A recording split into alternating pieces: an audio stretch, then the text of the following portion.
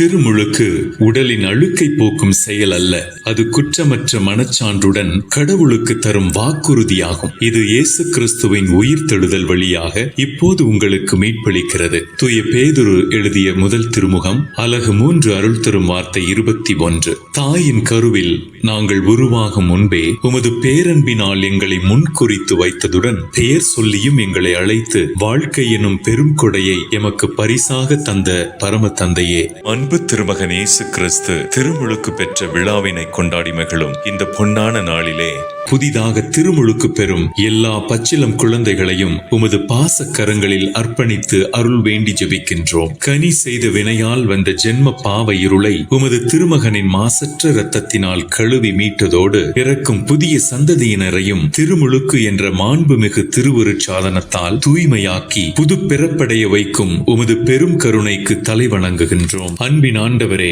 திருமுழுக்கு பெறும் இக்குழந்தைகள் இன்று பெற்றுக்கொள்ளும் தூய நிலையை காக்கும் பொருட்டு விசுவாசத்திலும் தெய்வ பயத்திலும் இக்குழந்தைகளை வளர்த்தெடுக்க தேவையான ஆற்றலையும் சக்தியையும் இக்குழந்தைகளின் பெற்றோருக்கும் ஞான பெற்றோருக்கும் நீரே அளித்தருளும். தகப்பனே, இன்று பெற்றுக்கொள்ளும் விசுவாச ஒளியை இக்குழந்தைகள் அணையாது காத்து வளர்க்க இப்பிள்ளைகளின் மேல் உமது தூய ஆவியின் கனிகளையும் கொடைகளையும் பரிபூரணமாக பொழிந்தருளும். இப்பிள்ளைகளின் மேல் உமது ஆசீர் இடைவிடாது தங்கட்டும். தூயவரே, துணையாக வாரும். ஆமேன்.